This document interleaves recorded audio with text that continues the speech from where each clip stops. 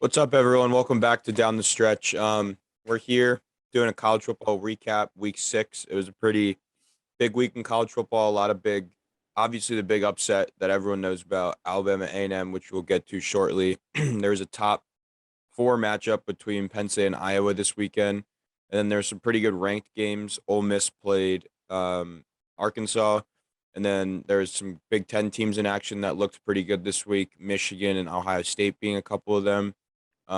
Georgia looks as dominant as they've been all year. And yeah, we're going to dive into some of these big games that have happened.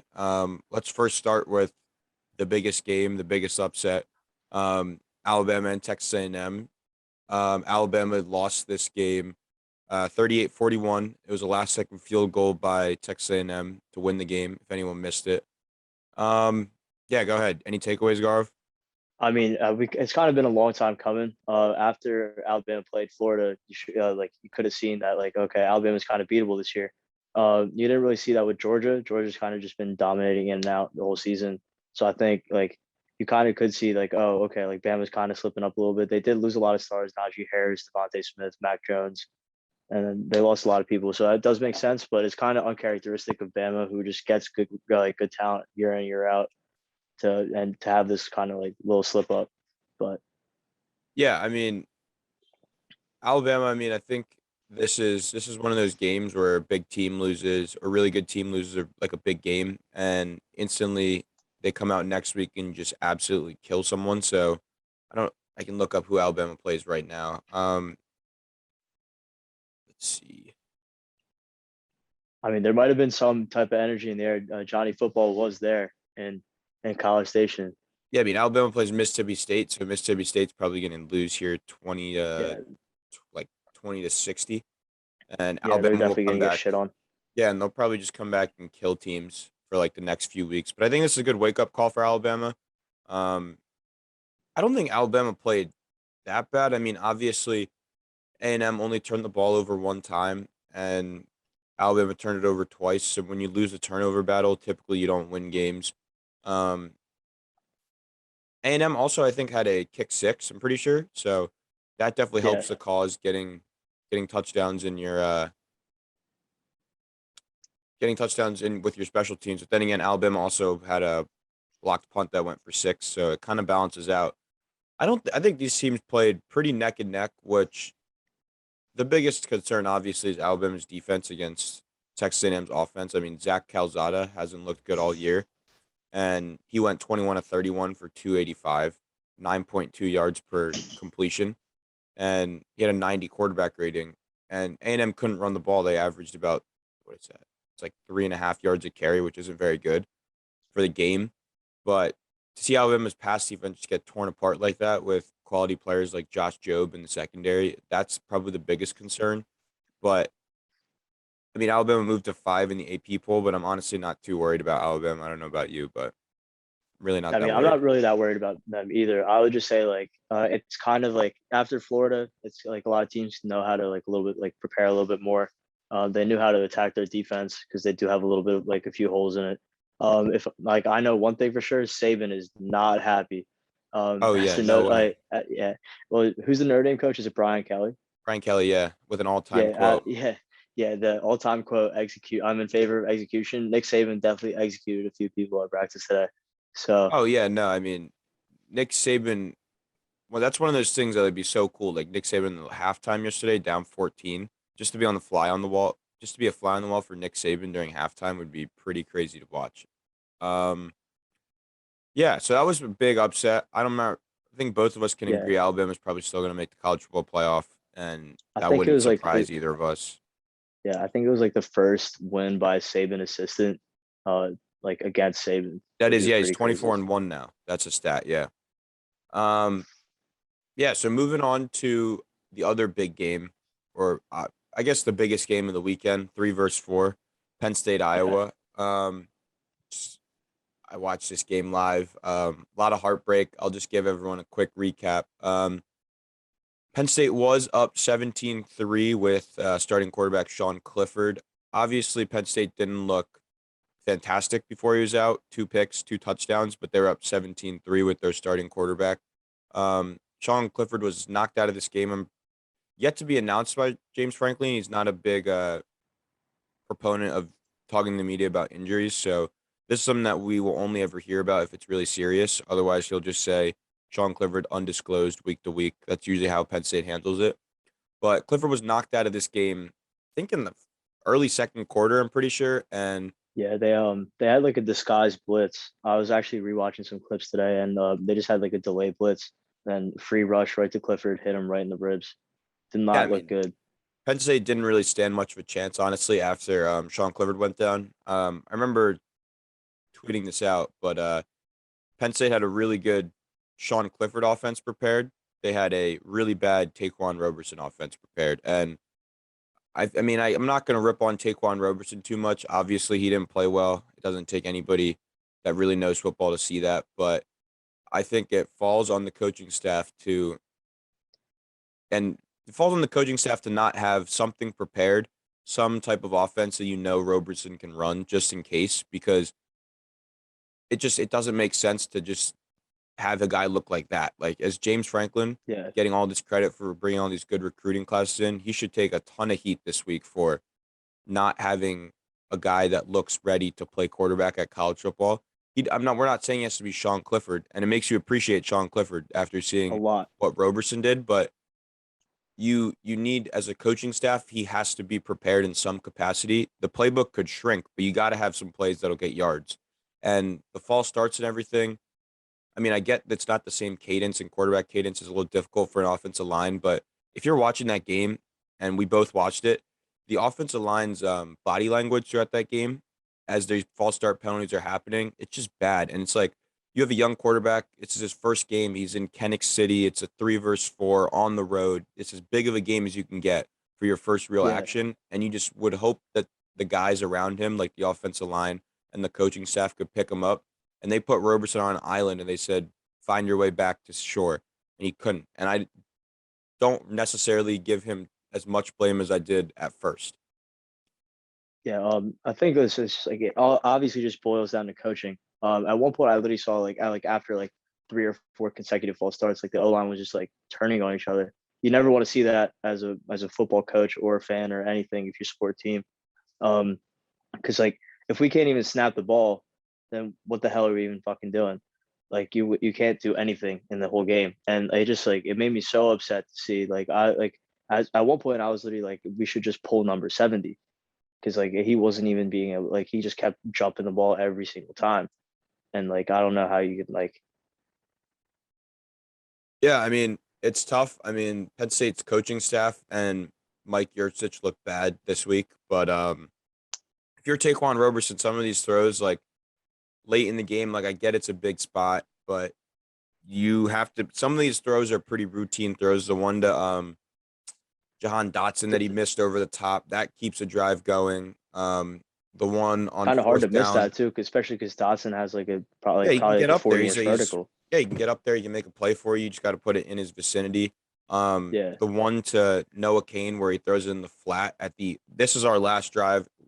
Cannot throw it to Noah Kane there. I mean, he might be open, and Noah Kane might be able to break that tackle and get that first down.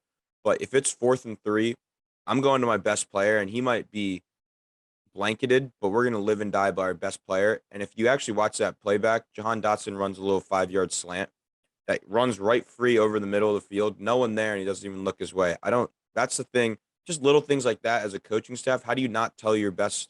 How do you not tell, even if he's a backup? How do you not tell him to look at your best player in key moments? Like, these seem like yeah, really easy football things to pick up on.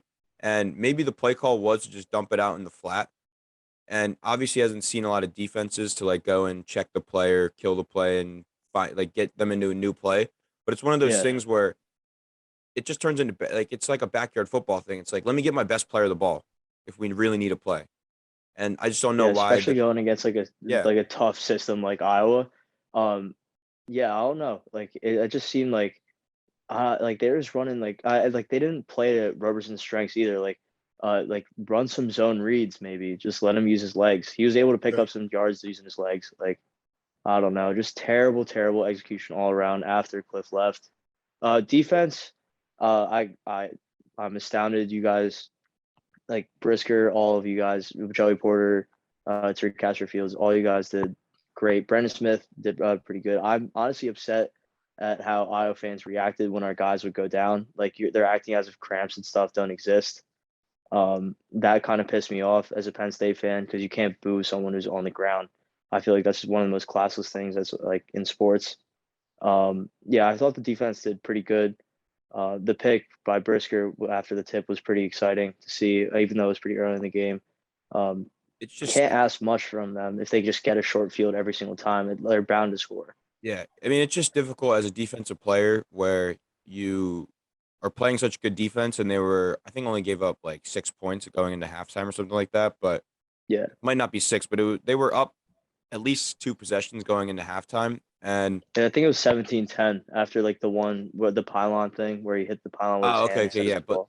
as a defense, if you're going to go out there and force three and outs, three and outs, three and outs, and give your offense the ball back, and they're going to go 2 yards, 2 yards, 5 yards, eventually, like it favors the offense. You're going to tire out, and it's just demoralizing as a defense because you're doing your part, and you just need something from your offense, and they can't give you anything. Yeah, And it's just one of those things where eventually it's like, all right, well, you hit something enough, it's going to break. And it was tough, but there's some positives from there. I don't think Penn State still played a Iowa team pretty competitive, even with Roberson. Like that game required a 44-yard touchdown pass in the fourth quarter to really put Iowa ahead. But yeah, I mean, we'll move on from the Penn State game and we'll get into some of these other games here. yeah. Um, I'm just gonna run through some winners and losers that I have from week 6, and then you can just chime in whenever you want. Obviously, I think it was a disappointing day in the Big Ten for Illinois. I mean, Illinois played a pretty brutal Wisconsin team. It's probably the worst Wisconsin team since '85, when we're like, was it '85? It's somewhere in the '80s where Wisconsin was brutal, and Wisconsin's been brutal to start this year. Graham Mertz again didn't look good, and they got shut out, and that's really bad. I mean, for Illinois, Illinois has a former Wisconsin coach. It's supposed to be a big game for them, and to come out flat, that's tough. Another low key upset was BYU. I mean, this is another team where everyone was like, this team is really good. BYU does have a really good defense. And to kind of defend them, they did have a third string quarterback out there. But to lose like that to a team like Boise State that has not played well this year, it's it's that's bad. And I mean, there's been talk of like BYU being the new Boise State, and Boise State like maybe having to fire their head coach. But I mean, 26-17 to Boise State at home is Not a not good look. great. Especially since BYU's been so good at home. Um, Ohio State looks pretty good, and then Michigan. I will say, I still do not believe Michigan's back. I know. I mean, Nebraska is one of the most frustrating teams to watch because Nebraska will find a way to play everybody close and then find a way to lose. I still don't know how Adrian Martinez does dumb things like on 4th and 1 with 3 minutes left and you're driving, you're around midfield, get the first down and fall down. He gets the first down, he tries to keep going, running through the pile, and he gets stripped while he's in the pile. Michigan runs it back to the 20 and then kicks the game-winning field goal. It's like just little things. It's just like Adrian Martinez in his 5th year, you would think he would have these things, and he doesn't. And as a college football fan, it's frustrating to see things like that where Michigan probably shouldn't have won that game, and it should have been Nebraska kicking that field goal. Um, and then I think Wake Forest looks really nice. Wake Forest has a couple really good wins, and they had a really good overtime win in a nice game against Syracuse. And then obviously Michigan State deserves some love. Kenneth Walker's been running rampant all over every team. He had a 94-yard touchdown run this week, and he ended up with 232 on the ground. And Jalen Naylor had over 200 yards receiving for Michigan State too. So Michigan State's a pretty competitive team, and it was interesting to see them do that to Rutgers because Rutgers will never really win games. So Rutgers has been hanging around recently, minus the Ohio State game last week. But Ohio State's just been killing teams. I mean, they beat the shit out of Maryland this week too. But yeah, besides that, I think I like how this college football year is shaping up. There is some really good, like it's the year of chaos, as people are saying, and you don't even know. Like I think Cincinnati is pretty much a lock to make the playoff at this point, as long as they don't lose another game or lose a game. Yeah, Um, and I think I mean, I don't think anyone from the Pac-12 is going to get in. Oh wait, we got to go and hold on. We got to go touch back Yeah, on no, I the. was about to say I can't wait to talk about this Red River Yeah, we got shootout, to whatever the get fuck rid of you this call it. Red River Shootout. We'll touch back on this really quick. I'll come back to my winners and losers, but yeah, the Red River Shootout. Texas looked Uh, so back. Texas looked more back than yeah, Texas has ever been. What was it? It was Bijan Robinson looked back. I mean, Bijan Robinson really never left. I Yeah, mean, he's never left, but he's he's the been reason so why good. Texas was that competitive, like Um, by far. yeah, Texas looked so good to start that game. They were up 28-7. Everything was working. Spencer Rattler was struggling. And then freshman quarterback Caleb Caleb Williams Williams. comes in and he just turns it up. And this is a shootout, 55-48 final score, if anyone didn't know. Um, Big scoring quarters in this one where Oklahoma had 25 points in the fourth quarter, with 18 of them being unanswered. So again, Texas is not back. Um, Texas looked really back. I told everyone Texas was back, and then Texas was not back. Um, Um, at the same time, we should highlight some stuff. Like Casey Thompson did have 5 touchdowns thrown and 388 yards. Texas did play a really, really good game. I think, like, speaking of the winners and losers, going back to that, Oklahoma's still kind of a loser. Spencer Rattler, Heisman favorite coming into the season, uh, unbelievably underwhelming.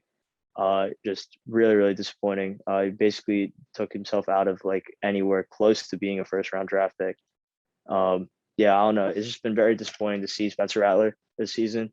Um, I mean, Oklahoma did pull it out because Caleb Williams is a stud. I think he was number 2 in his yeah, entire number like two in recruiting the class. 2021 recruiting class. Yeah. Yeah, so and that's like that makes sense. Oklahoma has had historically in the past few years a lot of great quarterbacks. But yeah, I don't know. I think Texas. I really wanted to see Texas win. That would have been so nice to see. Uh, Bijan Robinson had one crazy, crazy run. I think it was like 50, 60 yards. Completely ran across the field and barely just got stopped at the 1 yard line. So I think what's it, Sarkeesian? He's been doing a great job over there. Texas will be pretty formidable in the future, I hope. The big thing with Oklahoma that I saw with which got them back into this game that they have not been able to do this year, and it has nothing to do with Spencer Rattler, is that they were able to run the ball. And Yeah, they ran the ball. Kennedy Brooks ran the ball all over Texas after that first quarter. He had ended the game with 217 yards rushing and 9 yards a carry. And that's basically as good as having a pass game when you're going to run for 9 yards a carry. So I think that is a big thing that Spencer Rattler has not had. Obviously, I'm not as anti Spencer Rattler as most people are. I mean, I think Spencer Rattler has an electric arm, a very live arm, and I think he can be a very good quarterback because he's obviously showed that to us. Like we know he can do that. I think Oklahoma has some issues still on the offensive line, and them being able to run the ball is big because Lincoln Riley, that's what sets up his play action downfield shots that we got. And Spencer Rattler just looked a little tentative, like a little conservative. And I think it's just one of those things where a switch has sparked the offense. And I don't think it says anything too negative about Rattler. Um, I didn't like how Rattler didn't celebrate with That Caleb is Williams true. after Yeah, yeah, Caleb yeah. Williams That's a broke that off. pretty. That's I mean he's a classic I guy, not a. He's a classic me, not a we guy. Yeah. And I mean, yeah. I mean, okay. We'll just touch on one more game before we get into our final recaps here. We'll touch on the Ole Miss and Arkansas game. This was another great shootout. 52-51's the final score here. Arkansas went for two, I'm pretty sure, at the end of this game to win, Yeah, and and they it did sailed not get over it. their receivers' hands. Yeah, a lot of people have been ripping that call by the Arkansas head coach, Sam Pittman. Uh, I like the call. I mean, you don't play to go to overtime and potentially lose. You play to win. So if you think that you have a play call to get that 2 point conversion and you can win that game, then win the game because you don't want to get into a fourth quarter match with Matt Corral, who is probably leading the Heisman race right now. Yeah, Um, so I like the call. I mean, obviously it didn't work, so you're gonna get heat for it. But I mean, you play to win. You don't play to keep playing. You play to end the game. And I like the call. It's aggressive. It shows your team you believe in them. And even though you lose, I think it's Arkansas feels pretty good about themselves right now. I mean, I think that reflects in their AP poll ranking too, because they didn't drop or move up or anything. They just stayed at 17. Arkansas is a good team. They have a lot of talent around them. Traylon Burks, their wide receiver, really, really good. Yeah, KJ Um, Jefferson, I their quarterback, looked very good throwing the ball, which was his biggest knock. So yeah, I think the biggest thing was like Ole Miss didn't even beat them through the air. It was just on the ground. Like Matt Corral ran for 2 touchdowns, and I think someone else ran for 3. So that's just like I honestly that was probably my favorite game to watch all weekend. Just great foot like not great football defensively, but great offensive football. yeah, I mean, as we wrap this up here, we're gonna just go through some of these AP top 25 polls. Is there anything that in the top 25 you disagree with? I honestly let's see. I have to look this up. I haven't seen the poll. Right. All right, I'll go ahead and then tell them what I disagree with. I think Coastal Carolina should be a little higher than 15 first. I think Coastal Carolina just been beating the living daylights out of everyone they play. They have a really nice defense. Grayson McCall is really good. Isaiah Likely went crazy this week too. He had like 7 catches for 210 and like 4 touchdowns. Um, Besides that, I like that Texas stayed in the top 25, although Texas didn't look obviously didn't win the game, but I think they looked pretty good. Um, Besides that, I don't know how I feel about Alabama at 5. I think Alabama should be maybe a little higher than 5. I mean, it's still I'd say Alabama. 4. I don't I agree. I like Cincinnati up there because I think the thing with the group of 5 team is that you need Joel Klatt says this all the time. You need with the group of 5 a team, you need a year of just dominance so that people can expect you to be good. And then once you're good for the second year in a row, then it's like, okay, we can give them the benefit of the doubt. So I like that Cincinnati's being put up there, and I think Desmond Ritter's phenomenal. I think he could probably win the Heisman, and that wouldn't surprise me. But I do think Alabama should maybe be 4, and Oklahoma should be 5. Because I mean, Oklahoma did win that game, but they did give up 48 points on defense, and there is now a question mark at quarterback. Technically, there's a quarterback controversy out there. Yeah, Um, Shout out to UTSA though, receiving vote this week from the Sun Belt. huge Sunbelt guy, huh? Huge Sun Belt guy. Might be the biggest Sun Belt guy in the world. But yeah. Anything else you want to add Uh, before we get into the wrap up here? I was really, really like happy to see Kentucky win. Former Penn State quarterback Will Levis did great. Really wish we could have had him against Iowa. That would have been perfect. We wouldn't really had much of a problem if he was still there. Um, and then I think that like I just think that Michigan's kind of just a fraudulent top 10 team. They're not that great. They've been playing a lot of people close. Jim Harbaugh, I don't really have faith in him. Michigan State's been playing well. I like that. Um, I really like Oklahoma State at 12. They've been proving a lot of people wrong. They've been playing really well also. Overall, I don't really have too many problems with it. I'm surprised to see Florida this low. They just haven't been playing that well. But I mean, that is also due to Kentucky doing really well against them like a week prior. So, Yeah.